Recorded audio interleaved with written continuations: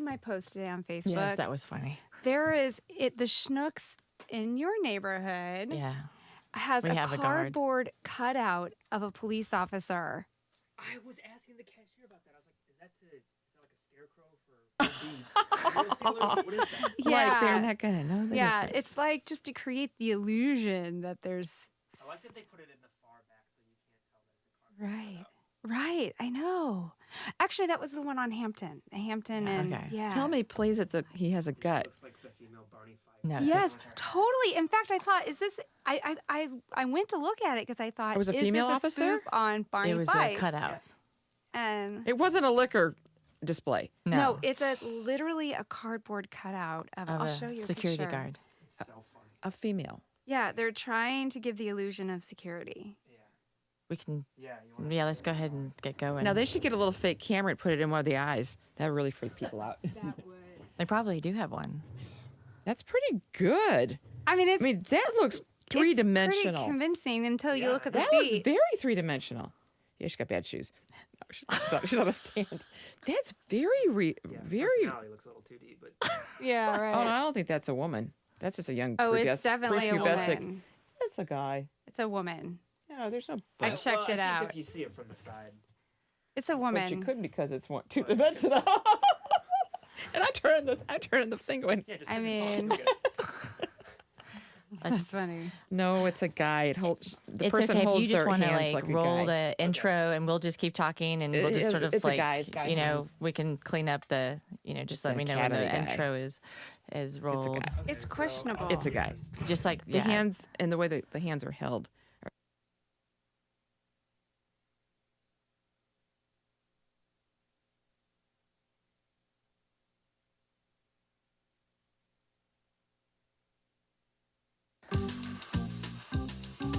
Hi, welcome to Clitorally Speaking, the podcast. I'm Michelle Doherty. And I'm Emily Lane. We are BFFs dedicated to bringing you conversations between girlfriends over a bottle of wine. Oh, I am so excited about the wine part. Oh, me too. So pull up a chair, grab your glass, And let's get talking.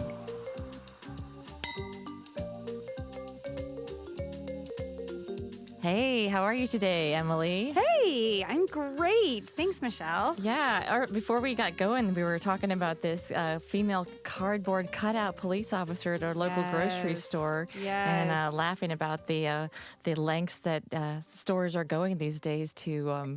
Make us feel secure, safe and secure. Yeah. and we'll have a picture of that, of course, Yes. on our Instagram or our website that you can also take a look at it and maybe name our cardboard paper cutout, doll. our Yeah. paper doll, Yeah. our security system. Anyway, so here we are back at the studio recording. Another week has Yes. gone by. Fresh new bottle of wine, nicely chilled and ready to go for today. Right, and a new friend, not a new friend, but a new guest with us. Anne is not like... I didn't just find her outside and she became my friend. We've been friends for a while. You do make instant friends. I do. though, But Anne Austin is joining us today. How are you, Anne? I'm fine, thank you. So, I am so glad that Anne is here with us because I only had the pleasure of hanging out with her one time during a zombie prom. That's right. Which was a fantastic evening, but I kind of expected you to look a little more dead. Sorry. You know what the best part of that night was? A cocktail that I got at the bar. Yeah? I don't know if you got any of the cocktails. So Which one did you get? I don't really know. I think it was like an old fashioned, but I'm telling you what, for $12, I would go back there and just get that cocktail. And it was so good. Yeah, the location we had the zombie prom was at the Monocle in the Grove here in St. Louis. So if you're listening and you want to try that fantastic old fashioned, you can probably ask for something like that. Something else like Professor Brown something, but yeah. It was pretty tasty. Yeah, it was yummy. How many did you have? Only one. Are you sure? No, but I craved it ever since. No judgments here. I tried to recreate it someplace else, and it was not good. Are you making plans, like trying to figure out a reason to go back to the Monocle? Yeah, like I am. looking in the online. Oh, this absolutely event. am. Sure, yeah. I relate to them. The next time somebody Definitely. says, "Hey, let's grab a drink," I'm like, "Let's meet there." Absolutely. That's how it usually is. But today, Well, I'm sorry I don't have an old fashioned for you, Anne, but I do have something really delicious. I have a rosé. It is made by the producers Damien Damien. I know I need to work on my French pronunciation a little bit. Yes, our listeners It's- are very judgy, I'm sure. It comes from the Gigondas region. And Gigondas, I've been a huge proponent of Gigondas for many, many years now. It's like a cousin to Chateauneuf-du-Pape, which, is getting more and more expensive each year. So Gigondas, being a little cousin to Chateauneuf-du-Pape, is not quite as well known yet. And you can still get really, really fantastic bottles for the price point that we like to stay in. And so I was really excited because I've never seen a rosé from Gigondas. So that made me extra intrigued on this one. This is a 2017. I think it's quite lovely. I'm interested to hear your thoughts. I kind of feel like I taste a little watermelon, a little wild strawberry, a little cherry on this one, and it just has that really nice mouthfeel of the region. What do you think? Well, Emily and I discussed how she describes wines versus how I describe wines. And this Gigondas is a brand new Victoria's Secret panties wines. Definitely. Yeah, it's very elegant. Explain that, Michelle. It's one of those where, like, it's an elegant, a little sexy, not just your pull in the granny panties and pop over the cork and sit back and eat Oreos along with it. It's like that. So that's how I describe wines, listeners. But you're welcome to taste a hint of watermelon. Or Victoria's Secret panties, brand new Victoria's Secret panties. So I'm a little bit older than you gals, and so I keep saying, "Oh, it's the rebirth of the rosé," because when I was growing up, rosé was like the gallon. Oh yeah, Lake Country red crap the that my gallon. father would buy. My parents And too. they the would drink it. box? Yeah. Yeah. And- No, the no, big it wasn't even a jug. bag. It was a jug. It was a green jug that Dad kept like many in the basement. Yeah. And I don't think it was really high alcohol. But then what they would do with these is at the holidays, the kids could have some, but they watered it down. So you had a half and half. So I was used to drinking half rosé. And so I'm now relearning rosé. But I've seen it pop up here and there. And like, this is like the new groovy thing, kind of like the Zinfandels, the white Zins and all that came out. Yeah, I'm like, well, it's a new thing now. So, well, we definitely have a lot more rosés on our list of wines to try during Clearly Speaking, the podcast. We have that. We have a ton of things, which is good. We kind of stick in the same price range. I have to say, I've never tried a rosé with a critical mind. It was always with how much of it can I get down before Mom and Dad notice. It's like I have to stop and drink this kind of slowly and think about it. Right. Well, it's nice. I mean, Definitely above. It's a far step above the Franzia box wine. Which was my first exposure to pink wine. It was like, oh, is it red, white, or pink? I knew a gal who would. Is this the same thing as blush when people order Kind blush? of. Oh, blush. Even though, I remember my parents and grandparents ordering that at the restaurant. So I knew a girl that kept the box on the top shelf of the refrigerator. When she came home from work, she stood underneath of it. Like it's swear to God, spigot. she did. And I was like, she got really good at it. She said at first it was a little messy, but then she got really good at getting it to like just hit. And then she realized if she turned around with her back to the refrigerator and she did it, the arc was just perfect. No spillage. Yeah, I never saw it though. No, but just the stories. Like, oh my God. Well, sometimes you just need a little hit of the wine to make it, I mean, this is why we're doing the podcast. Make it through dinner. Yeah, because it gives us a reason to drink the wine, a justification to drink it, other than sitting at home with my bag of Oreos on the couch and my jug of Gallo wine or something. Bought some lottery tickets over the weekend at a thing, and raffle tickets. I won the woman's night basket. Really? What's in that? What So was much in liquor. there? It's not even funny. I mean, they had to get a cart to take it to my car. It was too heavy. Okay. Yeah, 4 bottles of wine and all these little liquor things. I have no idea what to do with them. My Party at neighbor's like, Anne's you drink house. them. Yeah. Movies, games, crackers, cheese, big sausage things, all things to do your nails with, some facial stuff, some smelly candle, which I'm not into. It was a $30 candle. little pumpkin dishes, Oh wine my glasses. gosh. It was Nice. humongous. I mean, I took pictures and sent it to my neighbors. It's like, we're coming over. Look what I've got. Look what I've got. Yeah. Well, I bet you Yeah. that's going to come in handy after guess- after this week. Yeah. I know we like to keep things light and fun here Yeah. on Clearly Speaking, the podcast, but as our listeners, well, when this episode actually is released and launched, there will be decisions will have been made, and the outcomes, we will all know what it is. But we kind of want to share a little bit of how our reaction to Thursday's hearing with Dr. Blasey Ford and Supreme Court nominee right now at this recording, Judge Brett Kavanaugh.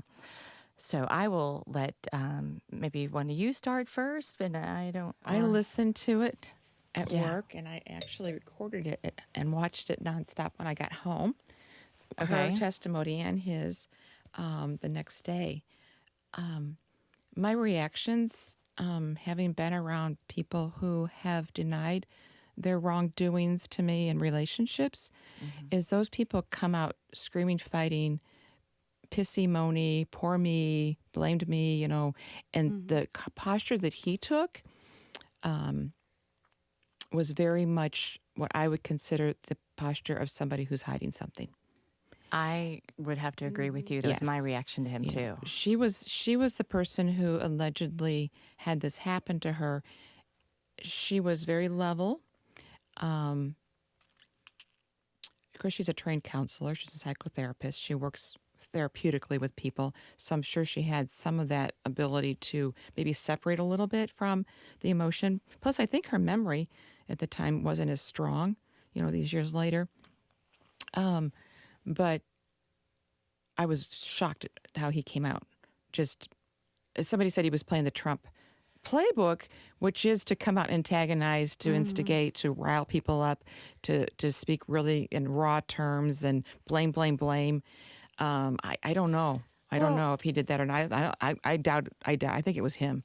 You don't think he was you think that I was think it was his personality? yeah. Yeah. Well, to your point, anytime I've ever been in a relationship like what you're talking about, those personalities, they get aggressive, they backlash, they push you harder to push you down. And for me, it's worked many, many times. That tactic of, oh, you're gonna go here. Guess what? I can punch harder.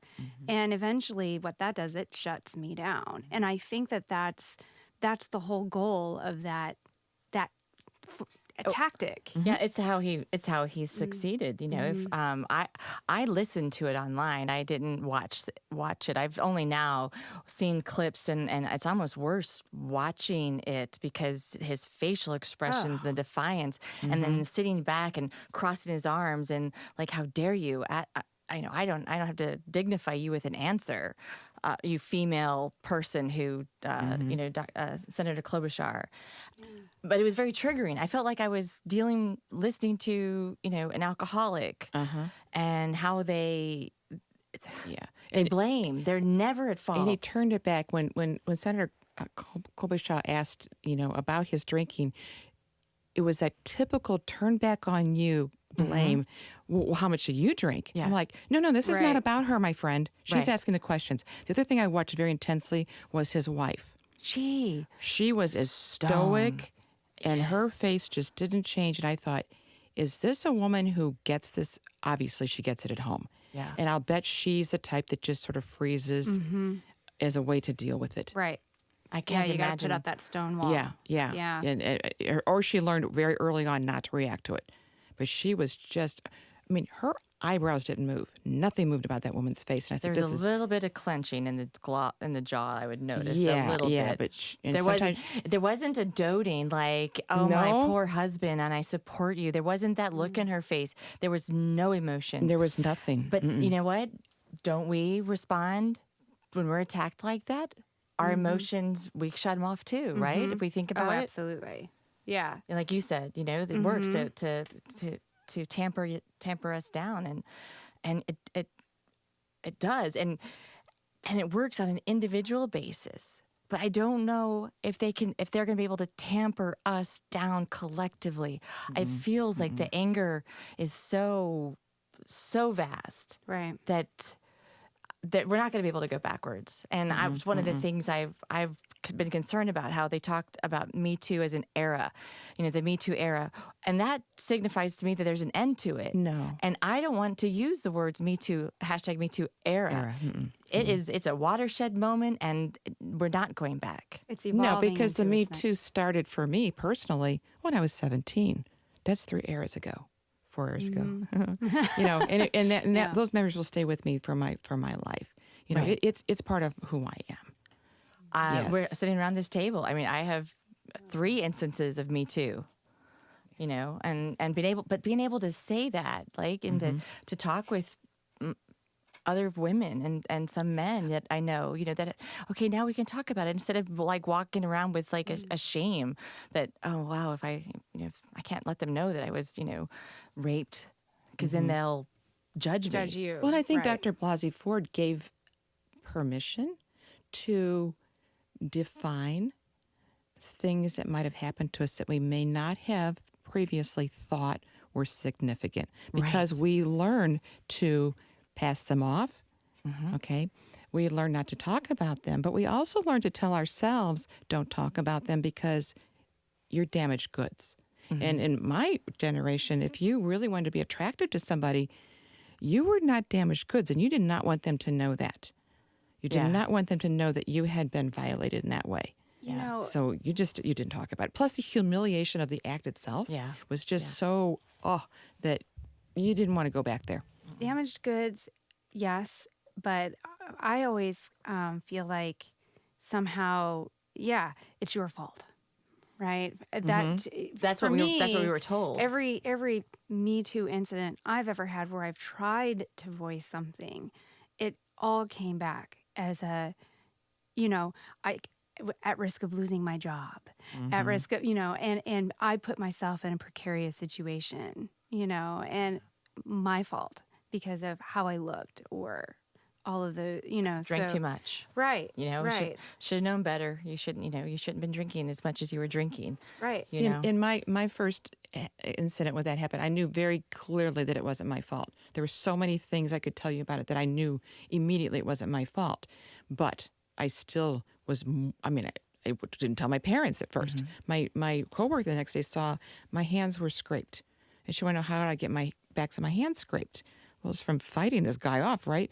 And she made me tell my parents. Wow. And boy, I That must have been hard. How did how did they respond? not. Oh, my mother wanted me to call my mother. My mother wanted me to call the boy and invite him over to the house, and then she was going to shoot him in the front of the house.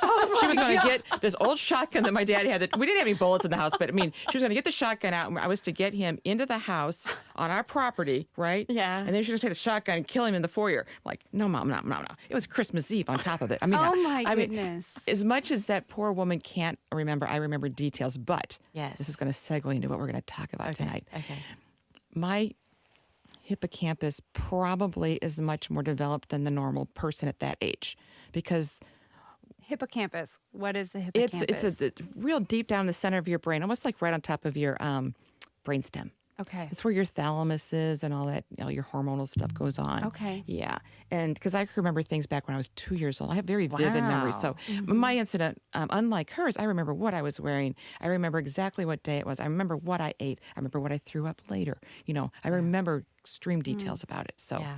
yeah. I remember the details of mine too. Yeah. But I didn't tell my parents. I wrote my book, and my dad called me after he read the book, and he said, "I just need to know, did this happen to you or any of my sister or any of my daughters?" And I said, "Well, Dad, it's fiction, but there's parts of it, And he was pretty upset about it.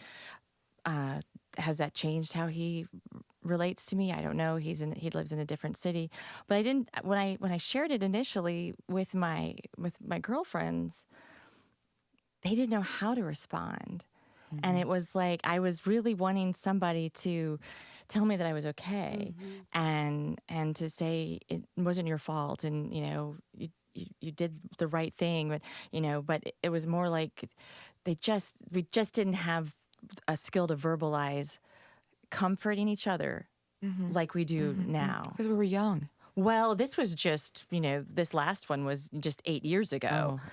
So it's like The things. dialogue's changed. The dialogue has Yeah. changed. Yeah. I think I was lucky because the woman that I told at work was probably about 4 years older than me, but she was an only child, and her parents were just so good with her.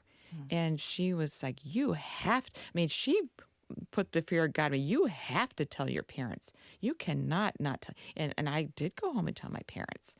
And so Did you press charges or anything? no, I was just mortified. I wouldn't let them do that. And but my mother, years later, found that this guy became some kind of a minister, and she got his phone number of his church of some sort, and she called him and said, "I hope you never have a daughter, but if you do, I hope she gets treated the way you treated my daughter." Then she hung up. my God. So it was her version. Really angered her. Yeah, it was her.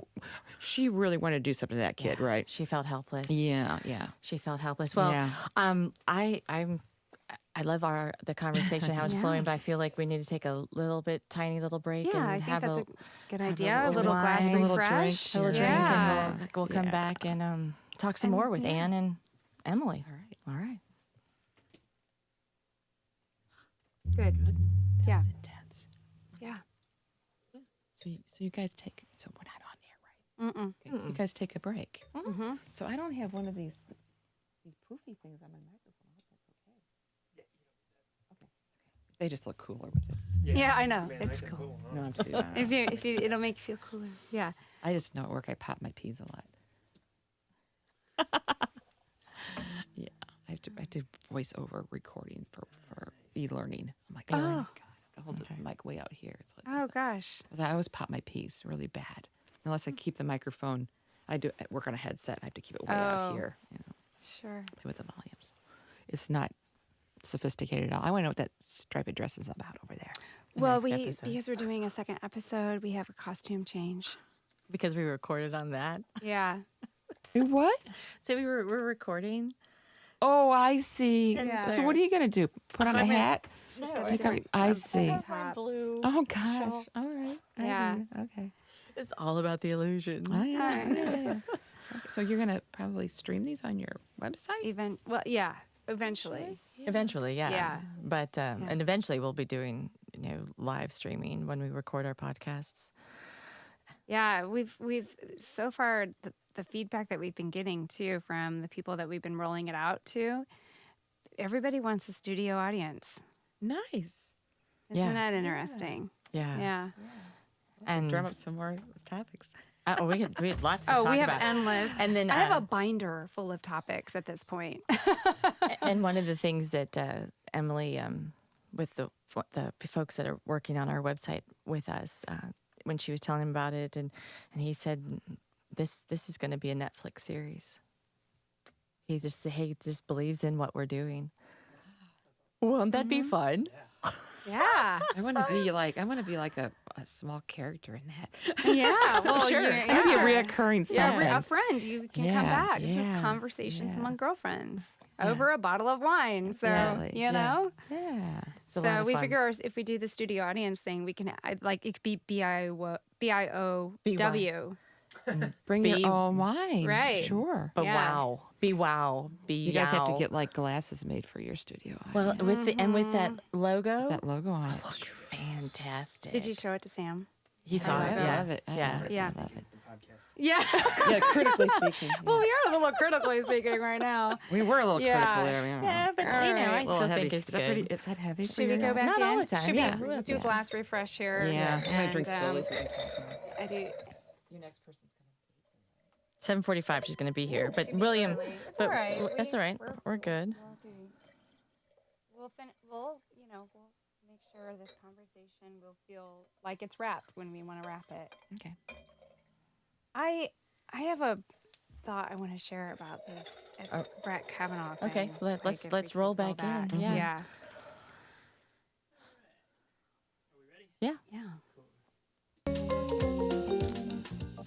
Hey, welcome back, guys. I had to take a little drink on. Glasses are filled back up. My glasses are filled back up with this wonderful Gigondas, my Victoria's Secret brand new panties line.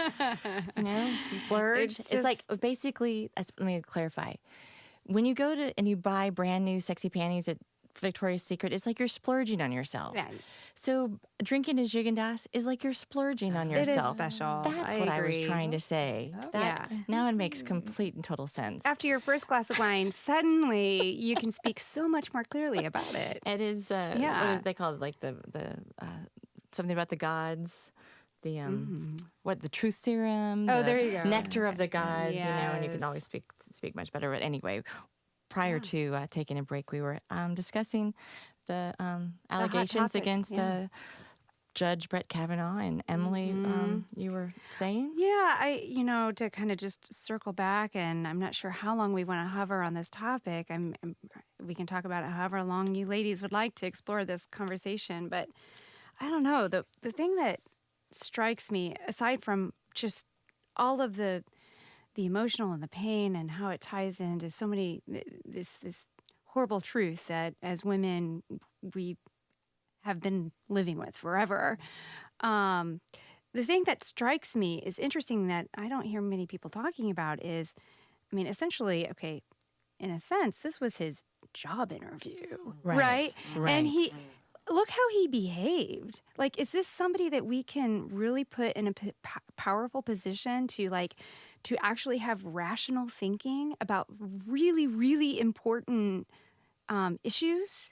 That to me, I think, is enough to raise question. And the fact that there are a lot of character questions about him. Even before the allegations. Exactly. That is enough reason to me to say there's got to be another candidate out there.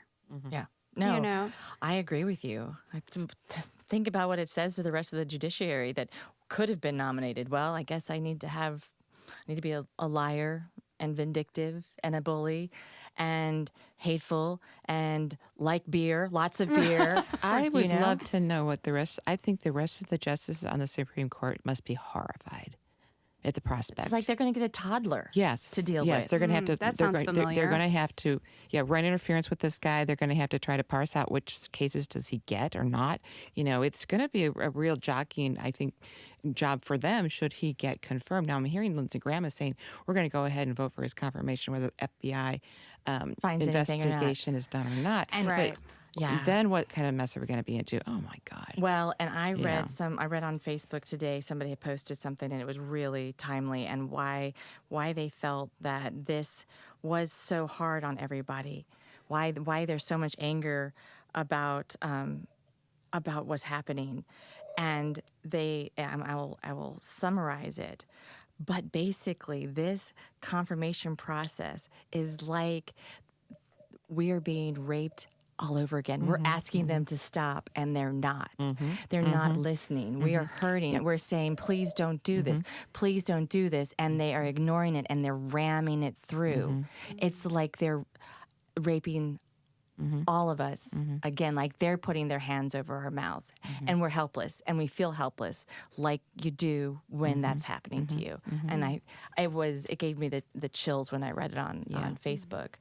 It was much more articulate than I have described here. I think you're spot on with that. I was in what I consider to be a women's only, very safe Facebook group, and told my truth and my perspectives in relation to what Dr. Blasey Ford had talked about, and a troll came at me, and I said, "No, stop! This is not about me. This is about what happened to this woman." And then I went on to say, and what is playing out in real time right now is what has played out in a macrocosm in this country for so many years. You're doing it right now. Yeah. You were trying to silence me and question me right now. Right. I had the same thing. It was thing just happen, like, yeah. oh my goodness. Yeah. I had posted my Do you not see what you're doing? Right. I posted my truth on my Facebook page and my anger about it. And a former fellow student of mine from college, he posts on there and he's telling me all the reasons why she's not to be believed. And I said, I didn't ask for your comment. And if you can't respect the pain of survivors, you don't make comments right now. And his response was, well, I can because I've been falsely accused. And my reaction was, no. You've just asserted male privilege, white male privilege, by, again, telling me that the thing that happened to you was more important, and you're trying to shush me on my own Facebook page. Right. And I said, just unfriend me. Don't follow me. Just go away. Life goes on. Like, And I said, and maybe I hope you learned from the false accusation to maybe put some safeguards in place that you don't get falsely accused again. You know, lots of, I know, sorry, Okay, listeners. just to lighten this up a bit. Yeah, Did you ever read Lisa Strada in school? Yes, I did. Okay, so Why don't we do that? I think about Lisa Strada all the time when these things happen. So Yes, what I happened did in Lisa not Strada read this. Oh, was this is fabulous. So the women, I forget, like Romans. It was like or the something. Trojan War or Yeah. something. So the women in this play, it's fiction, but they decide that they're just, and the men would go off to war like they went to their jobs every day, and they would come home. So it was like a real regional battle going on. Right. And so the women were just so tired of this whole fighting crap. And so they just said, we're not going to. No more sex. No more sex. Wow. Until you stop fighting. And so the men would go out to war, and their erections were so huge and painful. and Oh my the staging of God. this thing is actually so comical because they're all in robes, and the robes are going in the front, they're bouncing. And it got so painful that they just could hardly even walk to even fight a war. But the women just boycotted Shut it completely, down. shut it down completely, and like, come on, center yourselves back. What's more important, guys? Get home. And they eventually did. Well, oh Yeah. my God, Yeah, yeah. I love and it's a this. teeny Oh, it's a weeny little fabulous play. little play. It's, Lisa it's Strada. just a little book, and Yeah. just pick it up. It's just really fast. When they do it on stage, they try to drag it out because Right. they have the moaning men. And Let's share a link to that. Oh, sure. Yeah. Because Lisa Strada. I've not read this, and Oh, I'm yeah. sure that other people would be interested. It's- so When I had done some work with the former lieutenant governor of the state of Missouri, Harriet Woods. Oh, yeah. A long time ago. She Yeah. passed away probably within the last 10 years. But and she told me that, and she wrote a book called Stepping Up to Power, and I have it. And it was all about the Anita Hill time, right? And then the Year of the Woman. And she said, in her experience, the reason the Equal Rights Amendment failed to be ratified, and our fine state here didn't ratify it either, was because women didn't know how to be strong in the bedroom to say what they wanted. Like they didn't know how to be, at that man-woman intimate time. They could be more easily controlled, submitted down, whatever he wants. There's so many layers to that. So I can't many even go layers. there. I'm just Yeah, like, it's my jaw is- But Yeah. it's like that is when you're on your own as a female, and you're how do you stand up? And so that's where, like, ultimately, it failed to have the groundswell popular support to continue through, and hopefully someday. I'm sure it'll be under Trump's administration. We'll get the Oh, Equal yeah. Rights Amendment Yeah, ratified, yeah. and we'll all be treated equal, and there'll be rainbows on every block. Another and good book is Women's Ways of Knowing. women's ways of knowing. Women's Ways. It's a. And it's on every syllabus of every women's studies program, but it's one of the ones that everybody has to read, and it's about the different levels of gaining your voice and how do you form your realities as well as your opinions. And you can listen to people and you say, well, what do you think about that? And if they reference their own thoughts, that's pretty evolved. But a lot of people say, well, the way my church tells me, or what my family used to say, or my daddy, even worse, my daddy used to blah, blah, blah, blah, blah. And women's development will go into different, and I think maybe everybody's to a certain extent, but you see it more prominently in women, because we are the ones that are told what to do more traditionally. And you can see those levels of growth or not. Right. And yeah. And having, so I can see the struggle there, because having your point of view tied to an expert such as, an authority at the church, or this author or this philosopher, validates your opinion. So, when we struggle to have our voices heard, I can see that being the crutch that a woman might use. But we don't realize that Right. Go ahead. we are the experts. If we've had the experience, we have the knowledge, we have the perspective, it could be that something somebody's written about or done research, but if it's our experience, or I even have a fairly well-grounded or informed decision about it, it's mine. It doesn't belong to somebody else. I could cite somebody else, but what I think about that, how I interpret it, how I mesh that in with my experience has been, it's mine. And it takes a lot of guts for some women, and it did me when I started to have a voice. It took a lot of guts to do that. Now I could care Not less. Well, and fair. to be comfortable owning your Yeah. opinion. You know, it doesn't always have to be tied to that expert, that church, that mom, that dad, that you know, that neighbor, or your political party. It is your opinion, your expertise, and feeling comfortable owning it and saying it and standing firm while you're being badgered or stuff being thrown at you left you and know right. that somebody's going to come back at you, but if you are resolute in your self-confidence, you can be comfortable with saying, but yes, I do know. Or, hey, you know what? I don't really know that much about it. You tell me. Because along with that goes the ability to say, I have don't know. no clue. I Right. do not know. It's something I don't know about. Right. It's that whole Right. spectrum. So it's not like I know everything at all. But if I am speaking with some sort of, authority or self, conviction about something, it's mine. It is mine. Yeah. Yeah. When was it that you felt like you had come into your own voice? Was it something that happened, or is it an evolution? Yeah, I throughout remember. Time? It's my little Really? hippocampus here. I remember Okay. I remember almost exactly when it happened. So I was a doctoral student, and there was a consortium of professors that got together and did some research in the Midwest, a bunch of Midwest universities, and they decided they were going to have some students, join their group. And so myself and a few other students were invited to do this. And I was at a meeting in, I think I was at the Ohio State. And typically we had a conference every year, and people would submit research papers. And it was a conference that was geared towards students also, and allowing the doctoral students to submit their research and have a way to present that before they had to present it for their, dissertation their or something. dissertation, yeah, so Okay. their orals. And so we were going around, we had to jury these papers. We had to read all these papers and decide yay, nay, whatever. And I remember I just spoke up about some paper. And then as I did it, it's sort of like you're out here witnessing yourself, talking like, oh, I am like speaking. And I'm being heard by some pretty highfalutin people from these big highfalutin universities. And like they're listening to me, right? And so it was kind of like, wow, that's cool. Oh, Yeah. I mean, it was a real cacophony of stuff, because I remember thinking, am I going to sound stupid, or will they accept what I say? And I don't remember what it was about or what I said, but they listened. And they were like, oh, yeah, because we were deliberating over some papers or something, whatever. And I remember thinking, wow, that was my voice. That was me, having the guts to just speak up here. I am, and I felt part of the group. Luckily for me, it was mostly men, but they were very not your typical professor men.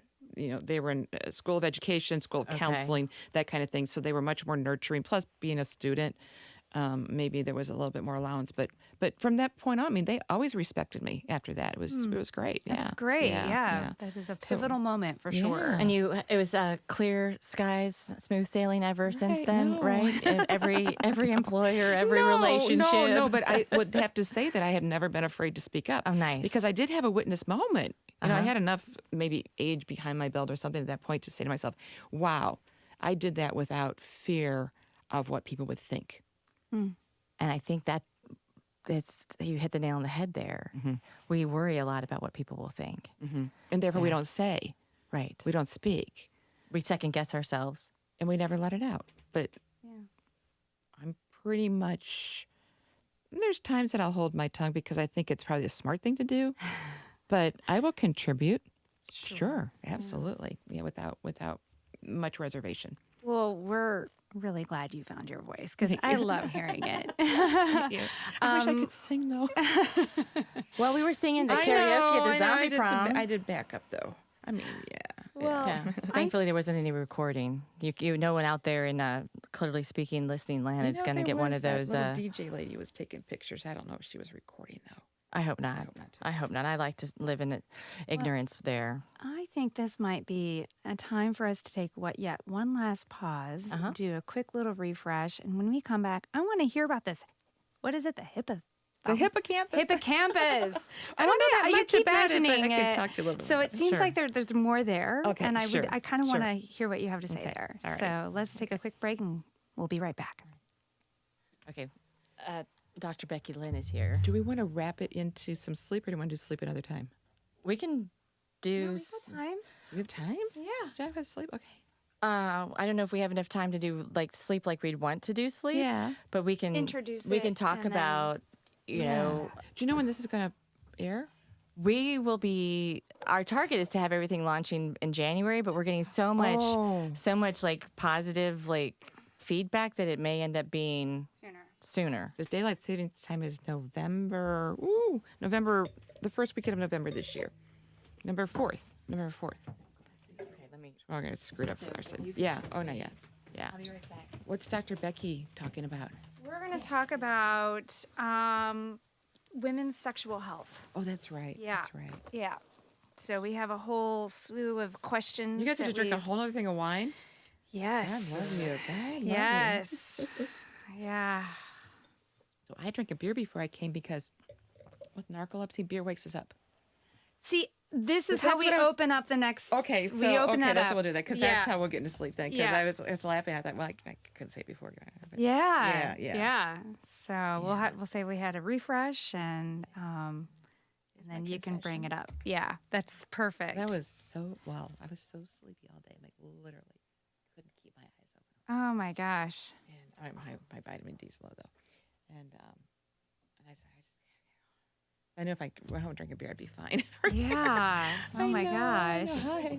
Hi. Nice to meet you. Oh, you look familiar. I don't know. Yeah, nice to meet He probably goes to Mission Taco. No, not usually. No, because Nice to meet you. he looked familiar. We're trying to figure out where we both Oh, go. and Mission she said it's Taco. Mission Taco. No, I feel like it's like Or through Schnucks. art, or do you go to art openings or anything like that? I have been to some. Yeah, Yeah. I think that's Like the art there's museum a and a couple other. Where should I sit? wherever you would like. Just a little studio audience. Yes. There we go. Okay, so we're So we ready. are Yeah. we, Yeah. Okay, We shall. you're gonna bring us back in. Yes. Because I'm. All right. Well, thank you for that little pause there. We just refreshed our glasses, and I heard a little story of So I had a little some pre-drinking. confession. So This is what happens when I walk out of the room. I Oh my gosh. So I have a sleep disorder. I was talking a little bit about that, and I was just so sleepy all day, just dragging, and so beer wakes me up. So I went home and drank a beer really quick. You like beer? Well, I do. I really do. I thought I want to drink a beer really quick so I could like get through this because, beer and alcohol wakes me up. I'm kind of like an upside down backwards reality of So you're going to be in great shape by the time you leave I here. know. I'm going to go and clean. Yeah. So is this Fascinating. really? So tell us about your sleep disorder. So I have narcolepsy. I also have what's called REM behavior disorder. So narcolepsy is like being backwards. You're sleepy all day and awake all night. Not all people with narcolepsy have that nighttime problem. Some people do fall asleep okay, but I don't get what we call sleep pressure. When you guys like would yawn and feel like, ooh, I need to go to bed. I do not get that at all. And after about, it's not like a sundowners thing. After about 7 or 8 o'clock at night, I lose all sense of time. It could be 3 a.m. I just think it's 9 o'clock still. Wow. Yeah, Oh, yeah. that's So really it's interesting. So it's different than like the typical perception of narcolepsy is like what I think of is the person who's like constantly like falling asleep daytime randomly. during the daytime. Yeah. Okay. yeah, But at yeah. night it's almost like insomnia kicks in. Right. Yeah. Yeah. And Wow. insomnia is a little bit of they consider it an insomnia, but that's a different thing in itself, and that's a Right. whole other sleep disorder. But it's somewhat of a component of narcolepsy. Yeah. Wow. Yeah, And this was discovered or diagnosed at what age? Oh well, so they thought they tried to diagnose me when I was 8 because I was having clear symptoms at the age of 8 and probably earlier, but it really was pronounced when I was 8, and the testing wasn't there yet. So Dr. Demet, wonderful man, was working on the whole REM thing and doing some diagnostic work and figuring out how to use the EEG, brain wave, analysis to look at the sleep patterns and the eye movements and those kinds of things. So he's a father of REM. Okay. And so that was happening right about the time I was having these problems. So he was 68, 69. It was 68 for me, 1968. So at the time they decided that I was a hyperactive child, which now we would call ADD or ADHD, right? And then I had some sort of psychological trauma, which, every kid has psychological trauma. So what they do, they gave me like these little uppers during the day and these little downers at night. It was 1968. Come on. Wow. Yeah. So that was pretty much like they would treat a kid with Ritalin. Okay. Yeah. And maybe a little sleep aid at night. So that kind of evened things out until we moved. We moved out of that town, and my parents felt, well, she's away from the trauma, which was like we saw this fire, and there was also a flash flood, and they decided That was it. that was it, yeah. And so I moved, and then I was not medicated, and then I really struggled from that point until I was 38. And So you take medication Yeah. now to keep yourself with, yeah, medication and lifestyle. I really shouldn't be drinking. but it is clearly speaking a podcast. I know, where I know. It's conversations between women over a bottle of wine. It's so awkward when you don't drink with us. Right. Yeah. Oh, no, I don't. It's like peer pressure. We look at you and we're like, really? You're just not going to have It's any? like, that's like being on the outside looking. I mean, that just doesn't work. Because there are times that I don't, because alcohol does disrupt your nighttime sleep. Oh, It really definitely. does. Alcohol, caffeine, nicotine, big robbers of sleep. I have a Well, crazy I- dreams I when only- I've had wine. Like tonight, guaranteed, I'm gonna have crazy dreams. Yeah. I kind of like it though. I don't. I do. My sleep is shorter when This I've is had why, alcohol. This is why I decided today why I'm so sleepy is because if I sleep more than 5 hours, I remember my dreams vividly, because I have REM helps to consolidate memory. And so I was talking about the hippocampus. And so where my defect is on the top of the hypothalamus. They call it the lateral aspect of the hypothalamus. And that's where we have our dysfunction. And I think it has to be somehow related to the hippocampus, because my memories are strikingly, my family members call me and say, do you remember like 1960? I'm like, yeah. Settled I remember when I abuse. was wearing my first day of school Yeah. in first grade and Mrs. Boynton and what she was wearing. And I mean, clearly. So I dreamt last night that I gave birth. I was in labor, right? And this is, so my mom's with me, and I'm having like stomach that is pains. so not like that's not like a pleasant dream. No, well, no, it was kind of weird because I'm like going, I went to the hospital with stomach pains, and then I was like, oh, my water broke. I think I'm having a baby. Okay, so my mom's like, oh yeah, she's in labor. And here's the killer part. I've never had children in real life, right? I was gonna say. So here's the killer part. I'm like, I don't think this happened to me for the first time I was in labor. Like, so in this dream, I had another kid sometime. Where does this come from? I have no idea. And you I were work in my- drinking yesterday? No, Oh, this, yeah, I did have a beer. Yeah, with dinner. Yeah. So maybe that's what it was. So what's the don't know. most precarious thing that's kind of happened to you that's, a result of you maybe falling asleep in a random place, or is there any story? Well, I have a few stories. What led me to diagnosis? So I was struggling, and it got to the point where my office was up in Bridgeton. I lived in South County at the time. My mother had to start driving me to work because I could not. I was having dreams while I'm driving. What they call microsleeps. I'm not like falling asleep really, but sleep is intruding so dramatically that I'm having these little dreams. And I get micro dreams during the day at work. So I'm like doing something. I've spoken out at meetings with a micro dream before, which has been interesting. Is it almost like hallucinating? Well, no, because we do have those at night. They're called hypnagogic or hypnopompic hallucinations. That's a whole other dialogue, another discussion podcast. because that's like, those are like 4-syllable words. This is like Science Friday. on Yeah, NPR. I know. So what I was going, the doctor said, exercise, vitamins, blah, blah, blah, anemia, thyroid. All these doctors tell you certain things. So I'm doing the whole gym thing, and I fell asleep on the treadmill. And I flew off, and there was a plate glass window behind, and I just remember hitting my elbow and that cling kind of noise, and there was ladies sitting on the edge of the plate glass window thing, and they were like, "Are you okay?" I'm like, "Yeah." And I was so out of it. Picked up my little towel and my little water bottle and walked over to these machines. I was doing this thingy, whatever that thing's called, where the little the butterfly wing, like machine thing. And then I fell asleep doing that, and I went into the locker room, and the staff followed me and asked me if I was on drugs. And they banned me from going back. And I had won a year-long membership. I was humiliated. I never went back. But I got in my car to drive home, woke up 2 hours later, still in the parking lot in my car. That's scary. Yeah. So that happened. So I You thought, didn't call the ambulance or anything at that point? No. You just woke up and went home? No, because things like this had happened to me Okay. before, but it was getting worse and worse. So that took me to the doctor. Once diagnosed, I did not know I had REM behavior disorder. And they told me later that they saw a little bit of this going on with my. So that's when you, at a most extreme level, is when you kill people in your sleep. You've heard these stories of people who kill people in their Oh, sleep. no, not in my. their dreams, but they actually get No, up they and act it actually out. act out, but they don't Okay. know. So people will jump out the window. Oh, yeah. Mike Birbiglio. I know. Yeah, His yeah. stories are He very much amazing. legitimizes REM behavior disorder. It makes Yeah. it not so wonky, but it is wonky. People bang up their bedrooms. They bang up their bed partners, which is really bad. So the way I find out that I have it, I'm on an airplane, and that's like I'm like late 30s. I was pretty thin and cute in those days, and I'm on this airplane. And there's this guy, and I'm falling asleep because it's daytime flight, right? And I bang into this guy. I mean, it's totally right across this guy, like myocardial thump right on his chest, right? And this poor man is like, and I'm like, Sorry, this isn't. and I said, oh, I'm so sorry. I think I had a dream. What am I going to say to this poor man, right? And he was like, oh, that's okay.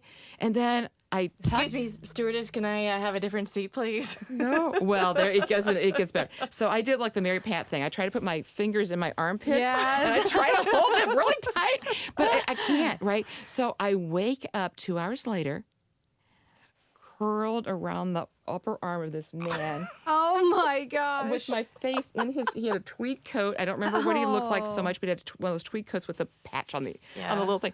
And I know that man probably sat for 2 hours like, don't move, don't wake her up, don't move, don't wake her up, because he probably thought if he woke me up, I'd come out swinging again, right? So I got off the plane. I woke up like, I'm so sorry. He goes, oh honey, you must have been really tired.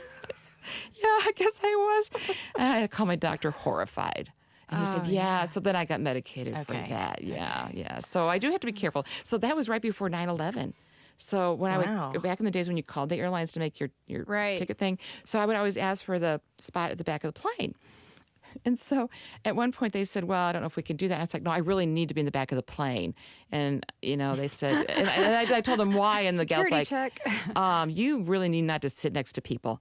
So they put this on the manifest that I couldn't be sat next to anybody. So I would be in a plane completely filled with people. There are, people trying to get on the plane, and there's me in the middle with nobody around me. Nice.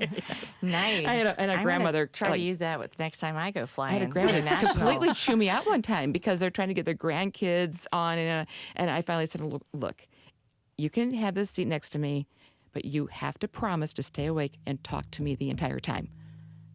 And I will explain to you why after we take off. And so I did tell her. She was like, and she was like toothpicks in her terrified. eyes, trying to stay awake herself so she could keep me awake the whole time so that her grandchildren could get on the flight. I would have just said, did you watch Silence of the Lambs? Oh, no. That's why I sit by myself. I've never seen scary movies. My parents God, never. they'd probably be my horrible parents for never you. let me see scary movies after. I think that with childhood. your REM disorder, I wouldn't encourage that. been No, dreams I have already? never seen a Yeah. scary movie because That's okay. from the age 8 on, my parents wouldn't let me see stuff. That's totally Yeah, fine. yeah. But yet you came as a zombie, and that's how I we know, met. but I had to ask my little neighbor who's 6 years old. I had to ask Carly, who's convinced that zombies really are real. I said, what do they look like? And so she showed me these little pictures of it. Oh, Yeah. We were going to see her that night, remember? That's right. Yeah, yes. and they were at the balloon race, so we didn't go see them. But yeah. Well, this has been a really wonderful conversation. Oh my gosh! Yeah, And I Thank hope you, you Brett really- Kavanaugh. Compliments of Brett Kavanaugh. Yeah, because we wouldn't have had anything Yeah. else to talk about. Right. Yeah. and thanks to beer, Oh, yeah. right? Yeah. Anne loves beer. Yeah. Brett Yeah. loves beer. Yeah. Everybody loves beer. Right. And it's American beer, isn't it? I Did you guess guys so. watch Yeah, the it was. It was Saturday Night Brooklyn. Live? It was Brooklyn beer. Yeah, Brooklyn beer. But you'll come back and I drink sure with us will. again. Yeah, we should I talk look about sleep forward to more. it. We'll you talk know? about sleep Yes. more, some of your initiatives that you're working on. yeah. But we're out Yeah. of. We We're have out. one Yeah. I was out swallow of wine. left. I know. And I didn't bring my when- straw. When we're done Yeah. with the wine, the podcast is over. Yes. So Well, thanks for We joining need a us, Anne. chink, Looking though. We need forward. to- we need to do that. Cheers. Yes. cheers. And follow us at Clearly Speaking the Podcast on Instagram, Twitter, our Facebook page, our website. Yeah. Every place that you can imagine, you'll find us. And let us know what you're thinking. We want to hear what are questions that you have for guests that are coming on. Are there topics that you're interested in learning more about? Is there wine that you're interested in sharing with us, or have any recommendations we want to hear? Let us know. Absolutely. Hey, Thanks. thank you. See you later. Been fun. Bye. Good There it job. is. All right. Yeah, he starts and stops really nicely. It's putting me to sleep. Well, you know what? I almost said that to the gals because sometimes when you talk Did to you? people You about didn't have sleep, your they beer fall before you asleep. came. Yeah. Yeah, have your beer. No, when you talk to people about sleep, they tend to fall asleep. So, sleep, that's where we have our dysfunction. And I went to the no, well, no, it was kind of I went to the hospital with stomach pains, and then